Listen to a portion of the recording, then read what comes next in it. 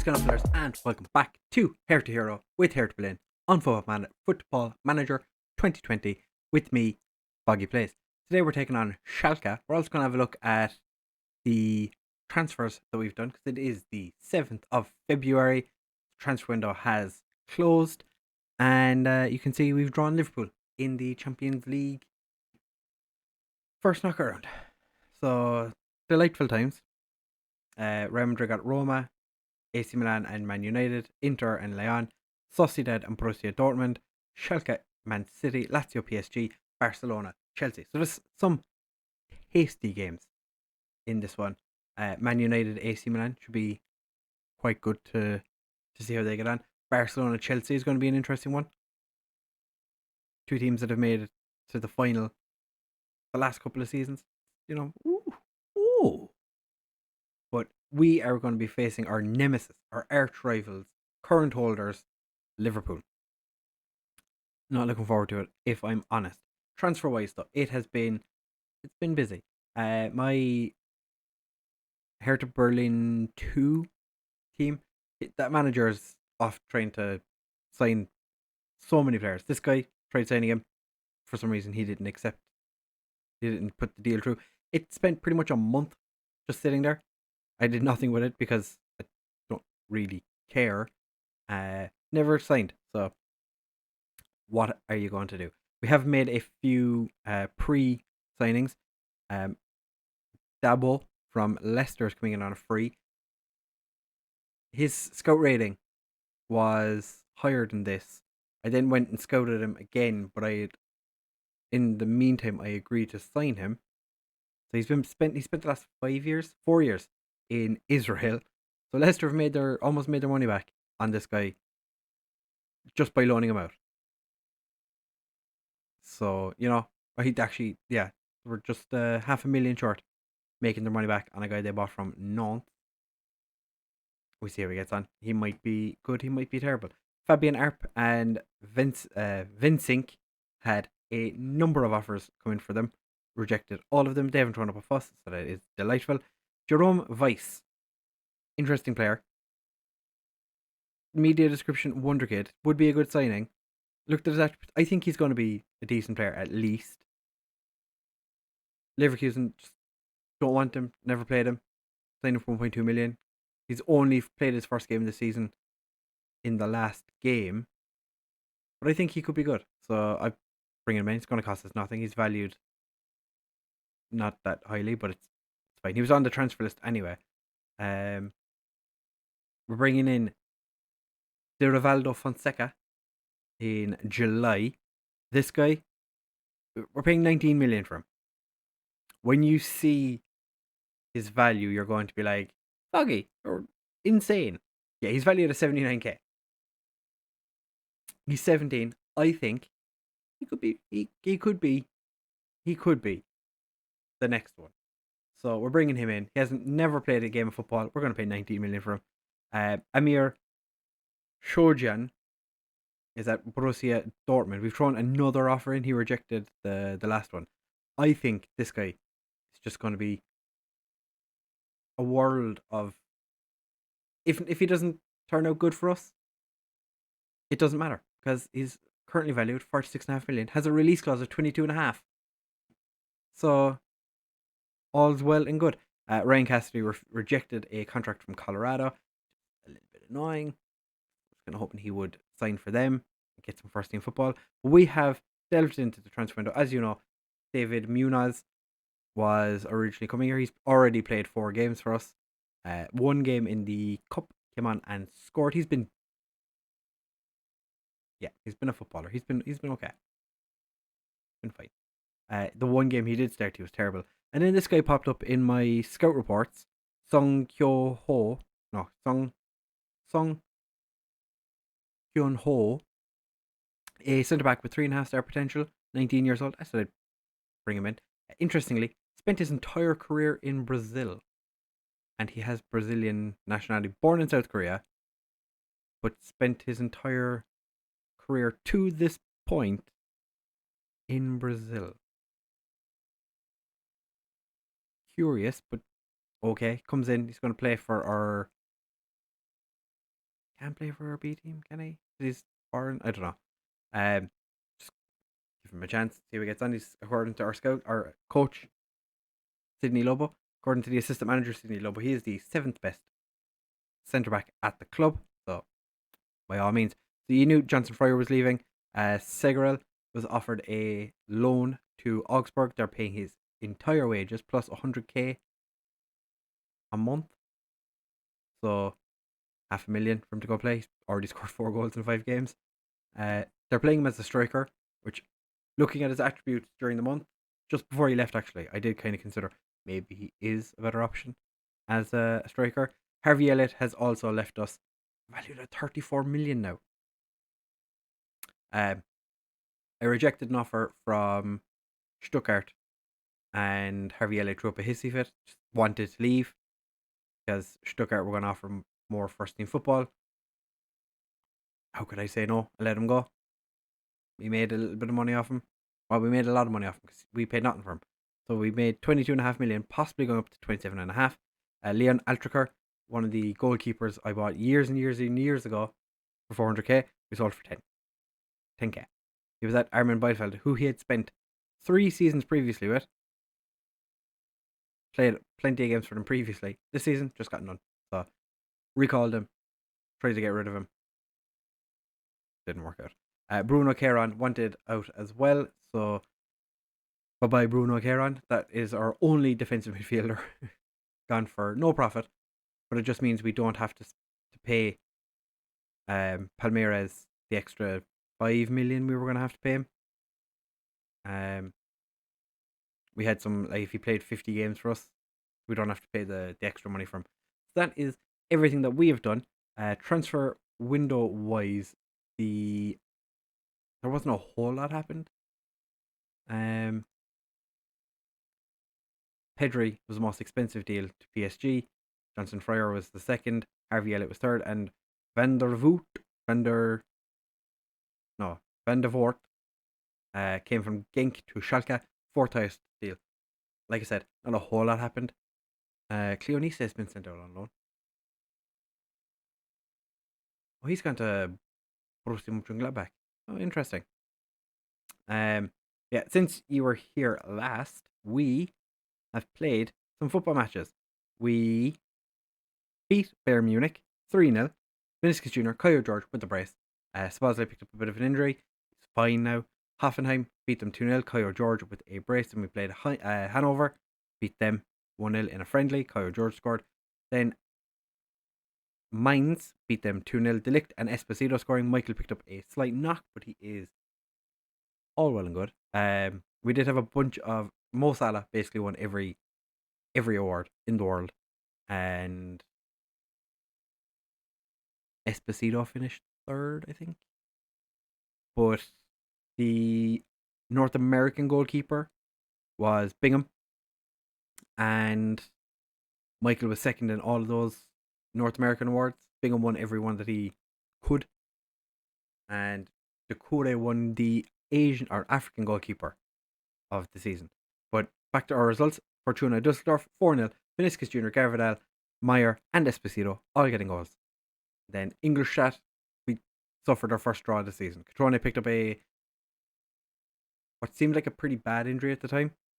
It was a straight red injury. It was a bruised shin. He was out for a couple of days.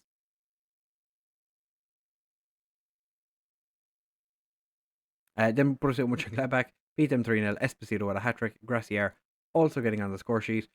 Gracier started that game and he was very, very good. Then against Duisburg, beat them 4-0 in the cup. Bit of a rotated side. Esposito scored. Stanchu scored his first goal for us, but also managed to get a brace. And David Munoz got his first goal for us as well. As you can see, Podescu, our Romanian youth goalkeeper, young guy, 3rd choice. He started in goal. Had a very, very good game. We have played Martin Zach in this game as well. So a bit of rotation. Alpha Junior started. Alpha Junior, to be fair, I don't know if I mentioned it. He is now German. He's playing for the German under-20s. So our Guinea-Bissau centre-back is no longer from the Guinea-Bissau. He is now German. But he is getting some He's getting a bit of game time. 14 games so far. Not all starts, but 14 games nonetheless. But Zach is unavailable. We have an interesting situation where Murat Al Alyaka Alkaya. Why do I keep saying his name wrong? He's 17 now. Not available to play for the first team. I don't know why. I think maybe because he was 16 or his birthday didn't reach at a certain time. I don't know. I'm not sure. But we're going to line up with Bingham and goal, Alec and Michael as our wing backs, Delict and Gada Vidal as our centre backs, with Sposley and Arne Meyer in centre midfield. Muniz is going to start on the wing, Vinicius Jr. on the other, Catrone and Esposito up front. We didn't lose Esposito, Catrone, or not Catrone. Catrone wouldn't leave because he signed too recently. Esposito and Kyle George didn't leave, although Esposito did have a couple of offers in for him. I rejected him. Barcelona came in and offered 40 million for him. No, of course, I'm not going to sell him for 40 million. He wasn't best pleased about it. So then I offered him out, and as tends to happen in Football Manager, you offer a player out, and they get annoyed with you, and you're like, "Oh, why are you offering me out to other clubs? You don't think I'm good enough to play here?" And it was one of those times where I wasn't best pleased. But everything is fine. Everything, we're fine. Esposito's not happy, but he's not unhappy anymore. Muniz almost opens his Bundesliga account. We did have a couple of offers for Szoboszlai, but same as it has been. Esposito, the Schalke goalkeeper who came in for the fourth highest transfer, is starting today. Szoboszlai, again, had plenty of offers of in and around 40, 50 million. I'm not going to let Szoboszlai leave for 40 to 50 million. His 150 million release clause. Actually, I think I got rid of that when I offered him his new contract. So yeah, I want like 150, 200 million for him maybe. If you're not going to pay that, you're not going to get him. Pretty simple. Pretty much. Michael had a lot of offers, or a lot of interest, but no offers. Bingham had a lot of interest, but no offers. There's an awful lot of players that, I'm saying like, oh, they had a lot of interest. No offers came in. Garvidal had an offer from, I believe it was Barcelona. I think it was Catrone, 26th of the season, his first in a while. Garvidal had, I think it was a £90 million offer. We rejected because, again, one of our best centre backs. He's really our backup left back. I'm not going to sell him for cheap. I don't think there was anyone else we had offers for. Muniz, we had offers to take on loan, but I'm not going to let Muniz go on loan because I think he could be of use to us.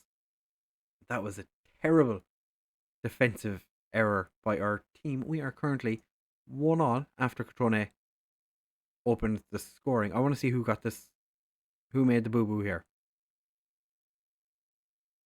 Edward headed it off. Edward headed it off their striker. He was aiming for goal, but instead hit it off their winger, who put it in the back. That was okay. Alec has obviously done something that they're not happy with. Maybe he was the one at fault for that goal. He is down at a 6.3, but Garvidal's at a 6.5. Muniz and Vinicius Jr. all struggling as well. Alec might have to come off because he didn't take too kindly to my "you're not doing good enough." Muniz seems to be quite good at taking a shouting at. I was going to say we don't have Guerrero on the pitch. Somebody we signed. Is it you? No, it's not you. Fairly determined. Jerome Weiss. No, it's not you. Cause it was a Brazilian I was looking at. There was a Brazilian we were looking at who's 17, maybe 18. Maybe 18. Was a model citizen. So I did consider paying the 21 million they wanted for him. Because he's a he a centre back? It was like 21 million. He was a centre back, but he was a model citizen, like 20 leadership. I was looking at him, kind of going, "Do we? Do we buy him?" I'll actually have a look. I might actually kind of talk myself into it. I might consider signing him.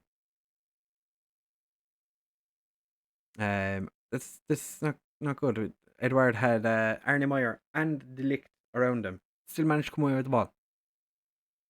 Alec is just crumbling, so he's going to come off for Horvath in the 62nd minute. Vinicius Jr. struggling. Going to put Esposito out on the wing. Going to bring on Kai George to play up front. Katronic continue playing there. Munoz not having a great game. All just delightful things that are going on. Katronic could move to the right wing. We bring on one of the two strikers we have on the bench here. We'll wait and see. Michael with the free kick gets back post. Munoz and De Ligt just kind of stood there next to each other and didn't really do anything. Going to demand more. Munoz all the way back on the wrong wing and all. The man has a high work rate, it would seem. Haven't seen it until this very game.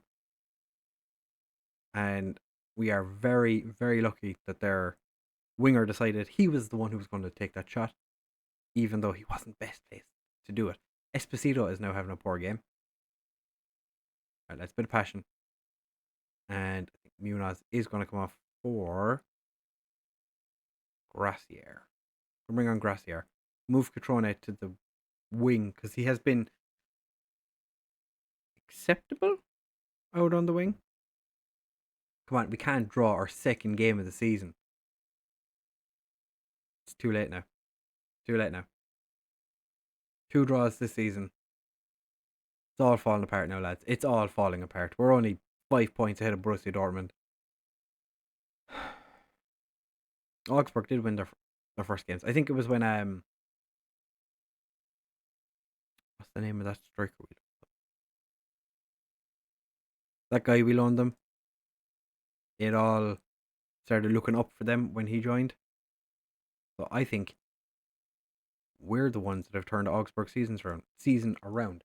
So that didn't end as was expected. I was kind of hoping we'd win a game for the video, but a 1-1 draw with Schalke could have been worse. The Schalke boss did have a bit of a go at us, a little bit of all of this. Knockin is having a decent time in France. Hulk didn't start that game. Shojin does not want to join us. I will make you mine. I will sign you. Because you are a very good Iranian striker. And then I'll change your face. Until then, you can keep that face. He'd come in as our best striker. I did consider signing him when he was at Bayern Munich, but I thought we had too many strikers. And then he went for 16.25 million, which was less than his value at the time, which don't know if you know, but if I'd known I could have gotten him for that price, I would have definitely bought him. Bayern Munich made a tidy profit on him for a guy they didn't really use. I remember him playing against us that season for Augsburg, and he was quite good. But Bayern Munich didn't give him an opportunity, to be fair. Could have bought him for that price. Let's see. Right, next episode, we are going to come back for the... We have to come back for the Bayern Munich Pokal quarterfinal. And then the episode after will probably be against Liverpool. And hopefully we can just continue not losing games. Because the quarterfinal of the Pokal, we could be facing St. Pauli or Holstein Kiel in the next round, which is, that was obviously going to happen. St. Pauli and Holstein Kiel draw each other. We get Bayern Munich. Bayern Munich not as scary as they used to be, but still, if anything, we're the scary team now. Hertha Berlin, best team in the world. We win the Champions League again this year. 2 out of 3 years. You have to say, Hertha Berlin, biggest team in the world. I'm putting it out there. Best team in the world. Without question. No doubt. Isn't he no, he's a winger. Okay, never mind. I was going to say, isn't he a central midfielder? No. It's okay. It's fine. Anyway, If you have enjoyed, please do make sure to leave a like, comment, and subscribe. If you made it this far into the video, then comment down below. Sadness. Leave a comment down below saying sadness because we drew. So sad. Anyway, like I said, leave a like, comment, subscribe, share with all of your friends, and I'll see you in the next one. Bye.